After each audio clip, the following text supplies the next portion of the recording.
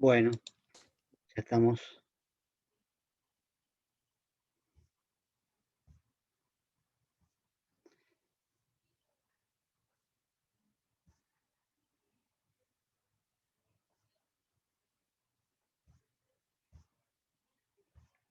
Quería buscar algo más sobre el doble, pero no encuentro exactamente.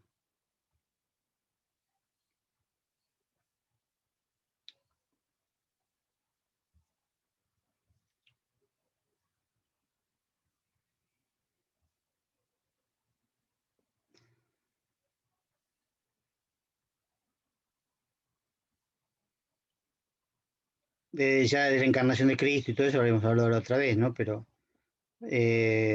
sí, sí, para ser redundante, digamos, hay que seguir hablando del tema erotismo, porque sí, cuando uno busca y por todos lados alusiones que están tan bien disimuladas, repito, en el relato y con la excusa narrativa de lo que implica domar esa carne y todo eso, que es decir, cuando uno lo lee por momentos ve otra cosa, digamos, ¿no? El tema del enano, el enano que se le incrusta en el cuerpo, digamos, para lamerlo, ¿no? Eso nos recuerda, por un lado, Impuesto a la carne, ¿no?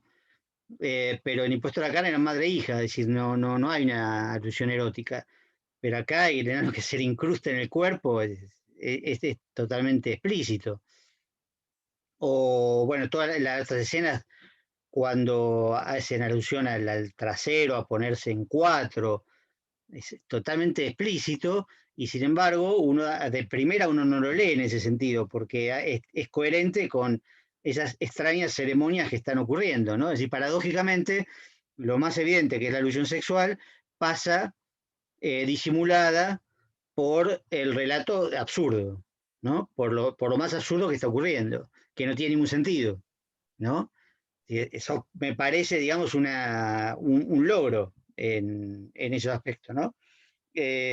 No Y sé, la escena de los lengüetazos que opera por acumulación termina por convertir en absurdo algo erótico, sí, sin dudas.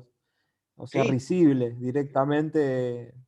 Imaginás la situación de lenguas lamiendo y lamiendo por horas y muchos alumnos. Y es gracioso directamente. sí, sí, claro, claro, ahí también, por supuesto, hay una búsqueda de humor, eh, casi se podría decir kafkiano, ¿no? En algún sentido. O un humor por acumulación, ¿no? O típico de cierto absurdo, que no siempre se tiene en cuenta, en el caso del humor de Kafka o el humor de Beckett, ¿no? Que siempre se lo toma por el lado más trágico o más así pesadamente existencialista, y en realidad tienen un trasfondo humorístico, sin dejar de ser tremendo, tiene un trasfondo humorístico, ¿no? En muchas escenas del proceso y sobre todo del castillo, que en realidad están tratadas con humor, pero uno no está acostumbrado por ahí a verlo desde ese punto de vista, por cierto prejuicio, por cierta predisposición a leer a Kafka de cierta manera, y con Beckett pasa lo mismo, en el caso de Esperando a Godot, etcétera. También hay humor, lo que pasa es que es un humor absurdo o que está en un contexto que quizás no nos predispone a tomarlo de esa manera. Tampoco es para reírse a carcajadas, pero no en vano, cuando hicieron una película que se llama Film, que Beckett eligió a Buster Keaton para que interpretara uno de sus personajes, ¿no? Que es un típico personaje de Beckett, ¿no? Que hace, bueno, diversas cosas, es el único que aparece, y es Buster Keaton, digamos. Entonces ahí hay una alusión impresionante, digamos, los personajes de Beckett tienen a veces mucho de clowns, de payasos, ¿no? Y eso, pero y los payasos, como sabemos, tienen por un lado el elemento cómico y por otro lado el elemento trágico, ¿no? Mezclado muchas veces, ¿no? Eso es interesante también. Me parece que hay ese tipo de humor probablemente acá, no es un humor para reírse a carcajadas, pero es un humor que tiene que ver con el absurdo, con el ridículo, que es lo que vos dijiste, Y eso está presente, sí, sin duda. Sí.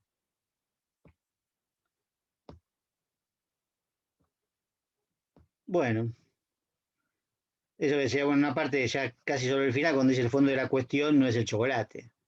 Eso está totalmente explícito. El fondo de la cuestión no es el chocolate, en juego está la carne misma. O sea, también en la batalla por el chocolate, lo que está en el fondo es la carne. Como está diciendo, bueno, en todo está la carne, ¿no?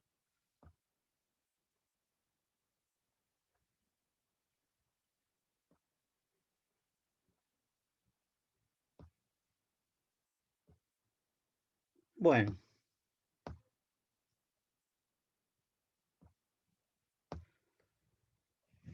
no sé, ¿alguna otra cosa para redondear? Ahí creo que estamos todos, no, faltan dos.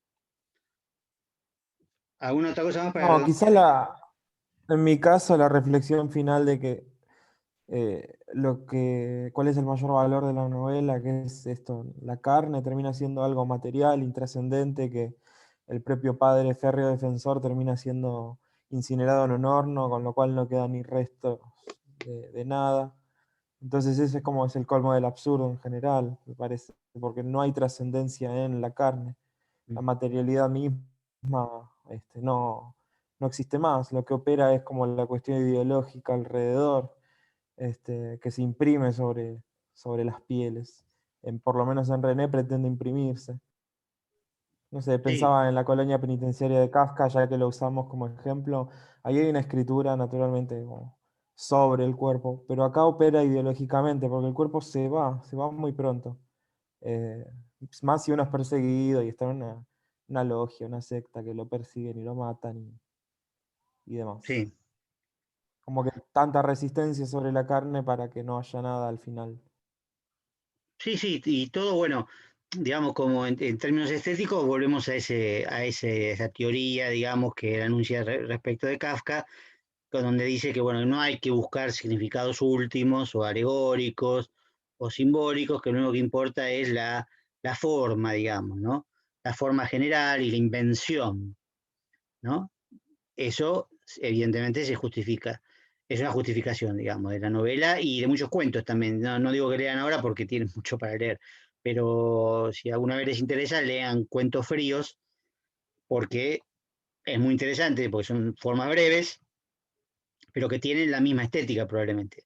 Es una pequeña anécdota que muchas veces no tiene demasiado sentido o ni siquiera un final típico de cuento conclusivo, sino que, bueno, también es así como que se diluye. Y es muy interesante en ese sentido, ¿no? Cuento frío.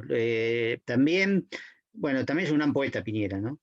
Lo que yo no conozco son las obras de teatro, son más difíciles de conseguir y bueno, no he leído las obras de teatro, pero sí la Isla en Peso, que es la poesía completa, es muy interesante realmente, como en términos de lenguaje y de otro género completamente distinto. También se las recomiendo para si alguna vez les interesa por ahí escribir sobre Piñera, que puede ser un tema de monografía tranquilamente, no es un corpus demasiado grande y hay mucho material para recurrir, ¿no? Así que en ese sentido, bueno, puede ser interesante.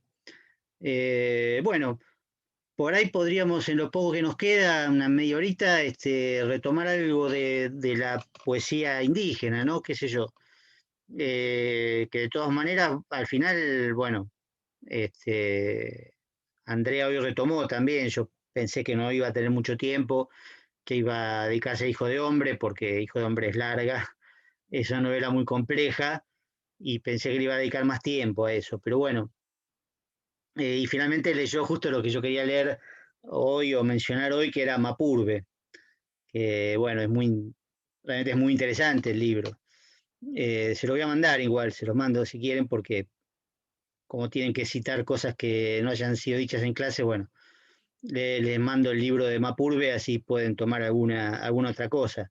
Hay una división que siempre se hace en la poesía indígena, no solo mapuche, sino en general, que tiene que ver con la poesía indígena en lengua original, pero siempre transcripta, porque el original es oral, y siempre hay formas de transcripción que son relativamente inestables, con ausencia de una norma fija. Después voy a comentar alguna cosa sobre eso. Después hay una forma que es la forma bilingüe, ¿no? Que donde los mismos poetas traducen al castellano lo que escriben primitivamente en su lengua, ya sea quechua o sea mapuche en este caso, o guaraní, lo que fuera.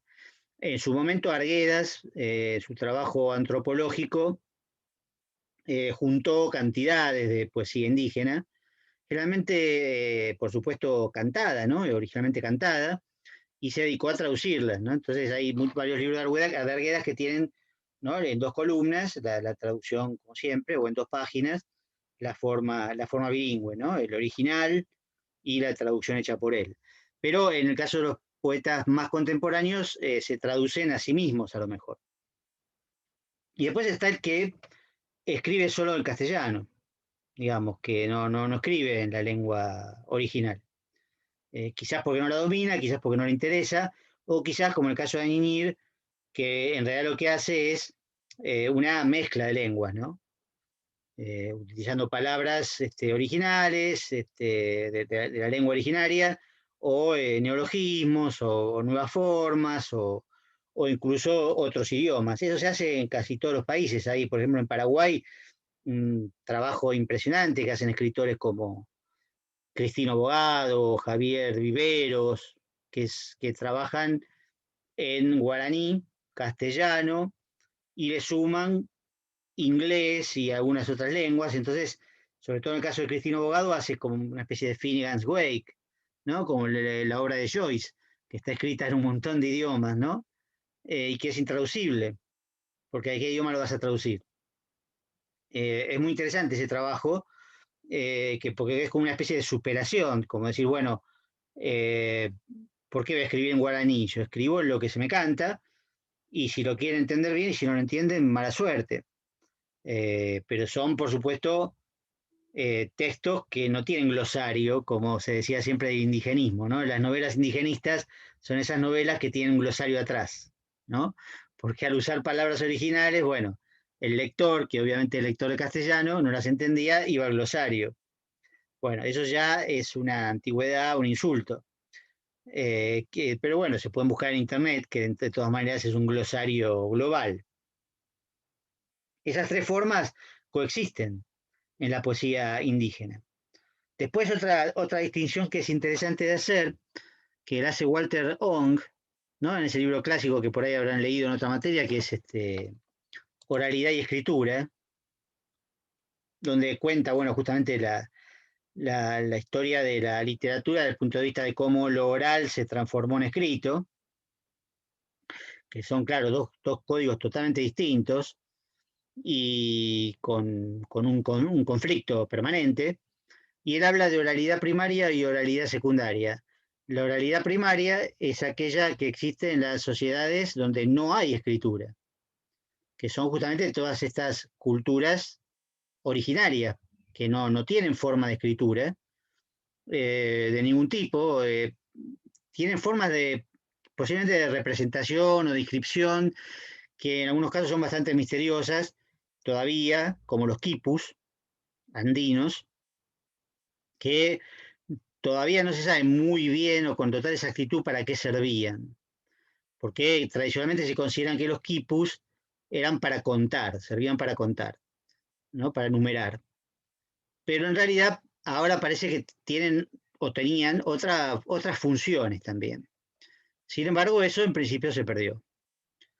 En el caso de los aztecas podemos encontrar libros, pero eran libros dibujados, ¿no? Libros dibujados, por el Museo Antropológico de México son libros como que se desdoblan, ¿no? Se despliegan y están dibujados en realidad. Y no hay signos equivalentes a una escritura, ¿no? Por ahí se parecen a jeroglíficos, a los más primitivos, pero no son exactamente jeroglíficos, que tenían hasta cierto punto un significado fijo. Entonces, bueno, ahí esa oralidad primaria es una cosa, y la oralidad secundaria sería la oralidad que existe en una sociedad en donde hay escritura también, donde por otro lado hay escritura. Y curiosamente, esa oralidad primaria se transforma en analfabetismo. Es decir, aquel que maneja solamente la lengua oral es un analfabeto, ¿no? Porque no puede escribir. Esto es interesante, ¿no? Como forma de, bueno, de marginación, de discriminación, de disciplinamiento y toda una serie de cuestiones que Andrea más o menos planteó con el tema de la oralidad, la transformación de la oralidad en la escritura, que implica una fijación, una inscripción, ¿no? La escritura siempre es una inscripción que implica, bueno, tendríamos que remontarnos quizás a Derrida, pero también discutirlo, ¿no? En este sentido, porque él habla siempre de una archiescritura, una forma que, que la escritura está antes que el habla, ¿no? Para discutir a Saussure, pero bueno, habría que ver cómo se aplica en estos casos, porque no es la misma escritura, digamos, que aparece en un libro, ¿no? La archiescritura es otra cosa, es una inscripción, evidentemente.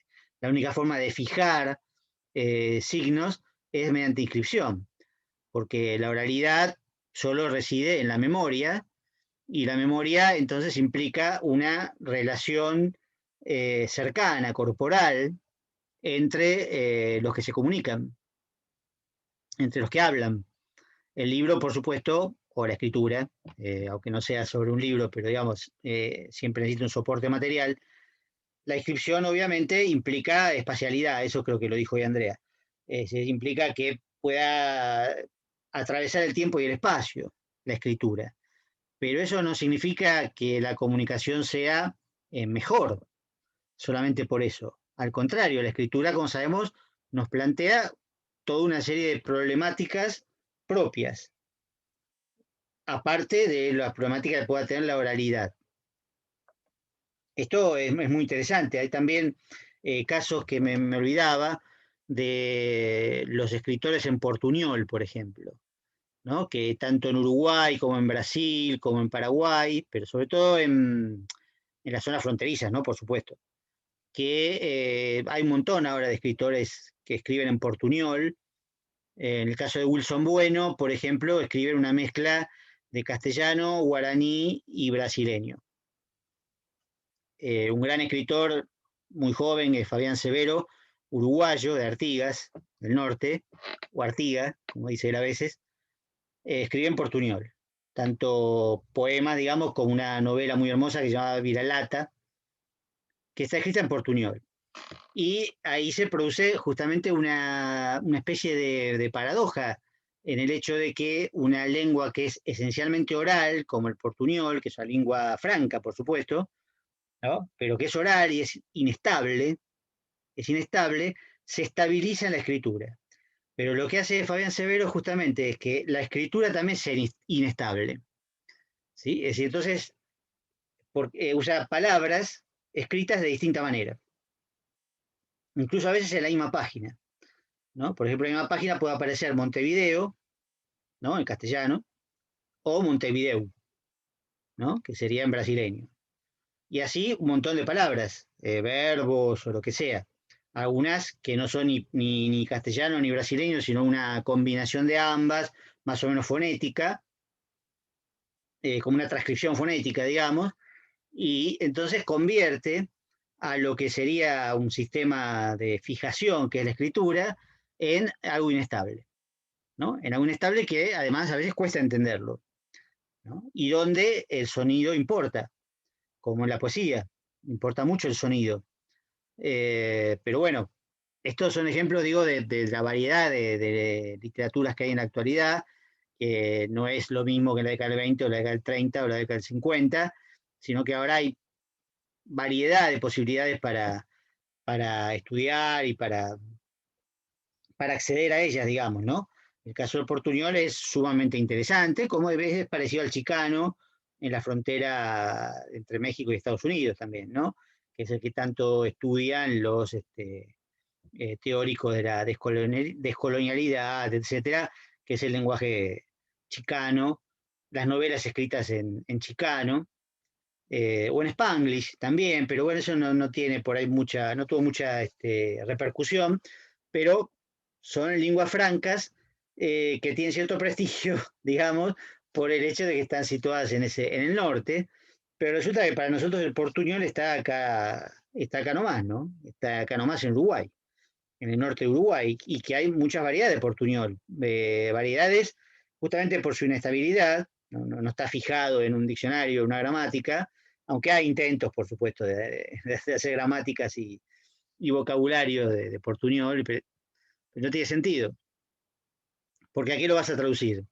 En todo caso, puedes traducir al inglés, quizás, pero no vas a traducir ni al portugués ni al castellano, porque ya es una mezcla de ambos. Entonces, esa inestabilidad es interesante porque a veces varía según las ciudades.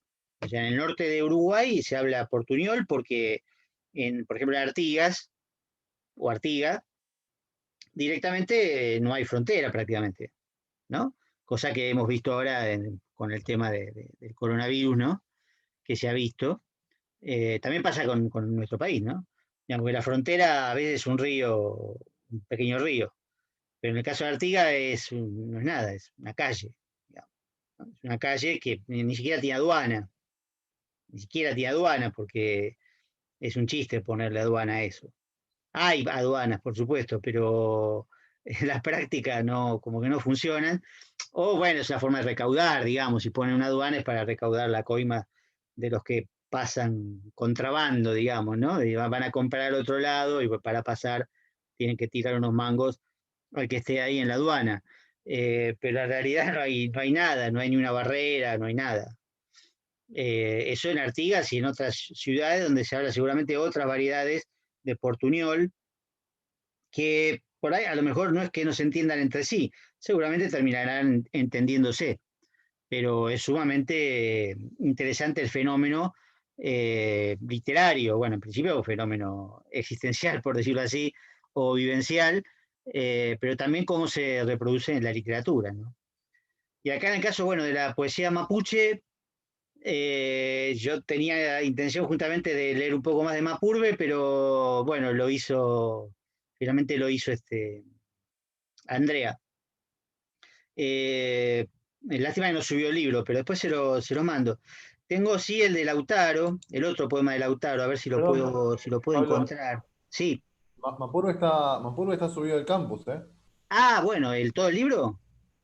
Sí, sí, sí, sí, Ah, lo bueno, subió. bueno, yo entendía que no, pero bueno, mejor. Ahora, yo lo vi cuando estaba justo Andrea, subió ese y subió el de Licura Chihuahua también. Ah, buenísimo, buenísimo. No, quería ver uno, pero no lo encuentro. El otro Lautaro, pero no lo encuentro, no sé por qué. A ver, avanzado no, archivo tampoco. Lo tenía acá, pero no. Mientras Sí, sí, comento un dato de color, por si a por alguno le favor, por interesa. favor. Sí, sí, sí, sí. Hace muy pocos días desde Guatemala, supongo que sería Ministerio de Cultura o de Educación, subió a la página el Popol Vuh en lengua, como en versión audiolibro, que está tanto en español como en lengua quiché, que es algo que no estaba público y apto para todos. Hoy está en la página oficial, digamos. Así que si a alguno le interesa, Buenísimo, yo lo saqué, lo vi en Facebook, me apareció. Así que buenísimo. está libre. Qué buena Me noticia. vino a raíz de esto que dijiste, de que hoy es cierto, tenemos acceso a tantas cosas que antes no. Y bueno, Claro, este libro en claro, particular. claro, porque claro, vieron que la historia del Popol Vuh es justamente es como un resumen de todo esto, ¿no? Porque la primera traducción famosa, la de Asturias, y con otra, siempre me olvido el nombre, pobre, se llama así, Popol Vuh. Bueno, después se descubrió que estaba llena de errores, ¿no? Y se hizo una traducción nueva, que en realidad se llama Pog Vuh, que hay un librito de Corihue, que siempre usamos para eso. Me imagino que esto que vos decís es una traducción, probablemente sea una tercera traducción quizás, ¿no? Pero no la de Sí, Asturias. entiendo que sí. Entiendo que sí, porque si está en audiolibro, han buscado, no sé, la forma de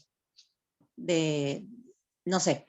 Es cierto lo que vos decís, que la primera traducción tenía muchos errores, la segunda buscaron a alguien que efectivamente podía hacer una traducción más específica, y esta, no sé quién la leyó, o quién la grabó, mejor dicho. Claro, bueno, Pero puede ser supongo que sí que sería. puede ser la segunda o puede ser quizás una tercera basada en la segunda con algún perfeccionamiento, porque yo tengo entendido que la segunda era muy buena, digamos, o por lo menos Sí. circuló por todos lados. La que era mala era la primera, digamos, la de Asturias, que tenía errores de forma y de contenido muy graves, pero que fue la que leímos durante también muchos años, digamos. El Popol Vuh era un clásico en la traducción de Asturias, que él, bueno, era descendiente de Maya Quiché, ¿no? Y bueno, aprovechaba un poco bastante eso, pero se mandó unos errores tremendos. Y incluso cuando creo que yo había terminado de estudiar ya, apareció esta edición que se llama Post-Vuh y no Popol Vuh. Pero bueno, hay también otra cosa que yo quería decir que me he olvidado, que tiene que ver con las transcripciones. Muy interesante, pero lo tiro como una posibilidad. Para pensar nada más. Hay una tendencia, bueno, otra vez estuve preguntando en las redes y nadie me supo contestar con seguridad, hubo varias teorías distintas. En la actualidad se utiliza mucho en las transcripciones, porque no son traducciones, son transcripciones de la oralidad, se utiliza mucho la W, ¿sí? En lugar de la forma tradicional en que se transcribían, que solía ser U con la H, HU, o con la GU, ¿no? Por ejemplo, Huayno, ¿no? El Huayno, la canción típica del norte, ¿no? De la canción típica andina. Huayno, todo el mundo la escribía con H, Arguedas la escribía con H, ¿no? Como una semiconsonante, por supuesto, ¿no? Y ahora se escribe con W, Huayno. El escritor, bueno, famoso Guamán Poma de Ayala, ¿no? Que da su versión de la conquista en la Nueva Crónica, se escribía con GU, ¿no? Guamán. Y ahora se escribe con W, ¿no? Es decir, los especialistas, ¿no? Lo escriben de esa manera. Y yo siempre me pregunto, pero ¿de dónde saldrá esa W que no es propia del castellano, sino del inglés? Porque es una letra germánica, ¿no? Una letra que tiene origen en el alfabeto germánico y que fue adaptada por el inglés, adoptada por el inglés, por supuesto, y adaptada por el español para muy poquitas palabras. Vieron que hay muy pocas palabras con W, ¿no? Whisky, por ejemplo, se acepta, pero también está la forma con GU y diéresis, whisky, porque es la forma fonética que nos corresponde a nosotros. Pero bueno, como existe whisky, bueno, al principio se aceptó. Pero ¿por qué se utilizará la W, no? Yo creo que es una resistencia al castellano, pero lo paradójico es que se utilice una típica grafía inglesa. Uno lee las transcripciones que hay ahora, sobre todo el quechua y el aymara, pero también aparece en algunas de las que vimos por ahí, de mapuche, y está llena de W por todos lados, ¿no? Y yo creo que es una forma gráfica de resistencia al castellano, obviamente, ¿no? Pero a Arguedas nunca se le hubiera ocurrido. A Arguedas usaba lo tradicional, como Huayno, con H o con G. Es cierto que había una vacilación entre la H y la G, ¿no? Es cierto. En cambio, con la W se unifica. Se unifica porque ahora todo es con W. Eso también es una ventaja. Pero no deja de ser raro, ¿no? Me pregunto por qué y dónde habrá salido y no tengo una respuesta exacta, ¿no? Pero bueno, especialistas como Silvia Rivera Cusicanqui utilizan siempre la W por todos lados, ¿no? Y en muchos casos otros la utilizan de manera vacilante, ¿no? A veces sí, a veces no. Por el sonido es el mismo. El sonido es el mismo, es esa, digamos, es una semiconsonante, con la U, o con otra palabra, con la A, lo que sea, ¿no? Guamán, guayno, ¿no? Siempre suena igual, sea con W, con G, no hay variantes. Pero bueno, eso solamente lo quería decir antes y me había olvidado. Este es el poema que hablaba, que mencionaba Andrea, que es el de Leonel Linhaf, sobre Lautaro, que es distinto al Lautaro de Añinir, ¿no? Fíjense que dice: el espíritu de Lautaro anda cerca de la vertiente, bebiendo el agua fresca, y grita en las montañas llamando a sus guerreros. El espíritu de Lautaro camina cerca de mi corazón, mirando, escuchando, llamándome todas las mañanas. Lautaro viene a buscar a su gente, para luchar con el espíritu y el canto. Tu espíritu, Lautaro, anda de pie sobre esta tierra. Por eso decía Andrea que es un poquito la versión tradicional de Lautaro, más espiritualizada, digamos, y menos desacralizada como lo que hacía Ninir, ¿no? Que es una especie de Lautaro punk, ¿no? Que está muy bueno la idea de adaptar, ¿no? De adaptar el Lautaro a la urbe, ¿no? Un Lautaro urbano, ¿no? Que es muy raro, pero que está bueno, ¿no? Es como un personaje que yo recuerdo de Carlos Fuentes, de La región más transparente, donde hay un personaje que es un azteca, ¿no? Que viene del pasado y que se mimetiza con la ciudad, etc. Eso es interesante. En cambio, en este caso, la versión de Lingaf es más el espíritu de Lautaro, ¿no? Digamos, la inspiración para resistir, pero para resistir, como dice ahí, con el espíritu y el canto, ¿no? No con, por ejemplo, la violencia, que podría ser una forma de resistencia, ¿no? Que a veces está presente, a veces no. Eso habría que ver también en la poesía, dónde podríamos encontrarlo.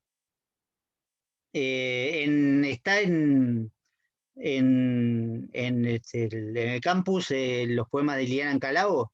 No, esos no están, porque así se los mando también, ya que los tienen. Hay unos lindos poemas de Liliana Ancalao, que es una antología que tengo, que es breve, no son muchos, también les puede servir para, para ejemplificar o tomar alguna de las cosas, para no citar los mismos ejemplos que haya usado Andrea. No, Pero no bueno, están, Pablo.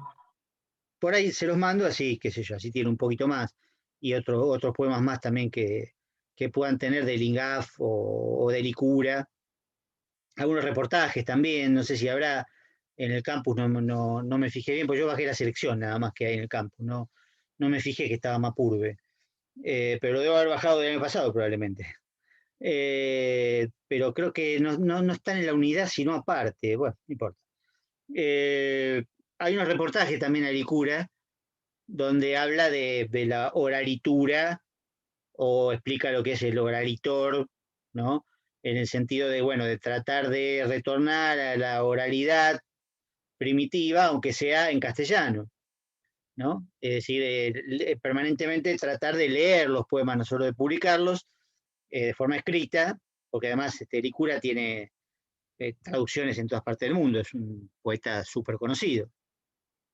Pero de tratar siempre de poder leerlos, ¿no? Leerlos con público, para volver justamente a esa forma de oralidad comunitaria de la cual hablábamos antes, la transmisión corporal, ¿no? La transmisión entre cuerpos, porque como dijimos muchas veces, la voz es parte del cuerpo, ¿no?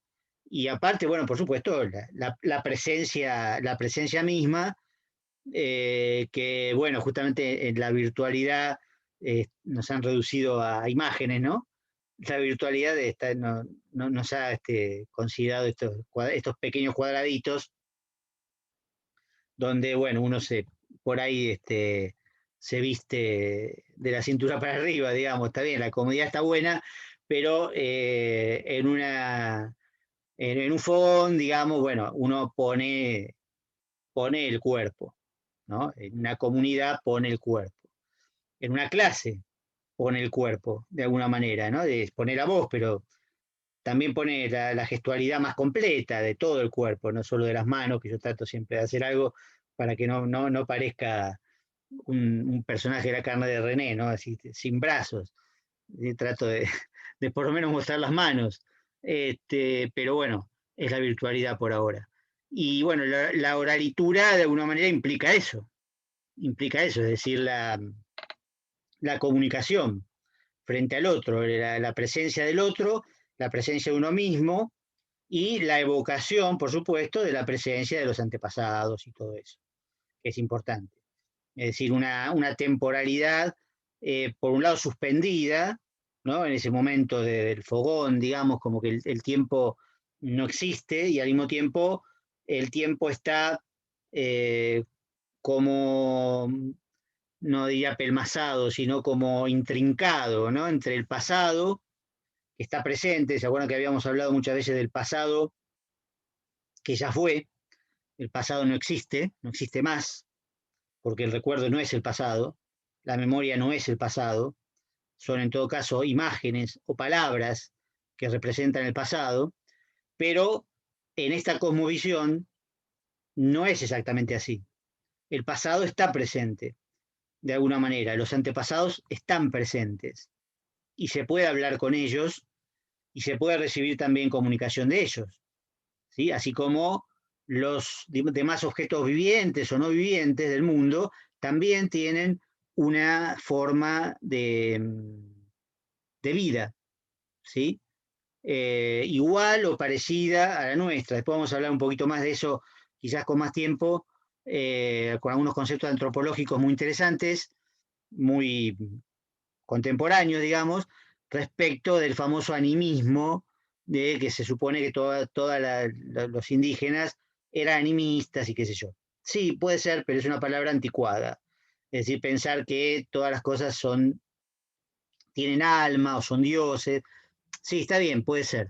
Pero hay otras cuestiones también que son un poquito más complicadas que esas, ¿no? Por ejemplo, la relación con los animales, ¿no? Que es también bastante complicada en el caso de los pueblos indígenas, es muy distinta a la que tenemos nosotros, digo nosotros en el sentido de blancos no, supuestamente no indígenas, o que vinimos de los barcos, no sé, qué sé yo en realidad no sé de dónde vine, muy bien, yo vengo de la cancha de Chacarita, muy cerca de la cancha de Chacarita, no, no vine de ningún barco, pero bueno, qué sé yo, por decir de alguna manera, ¿no? Pero Pablo, bueno, sí, te escucho. comentario al margen. Yo Sí. soy de San Martín también, quizás somos vecinos.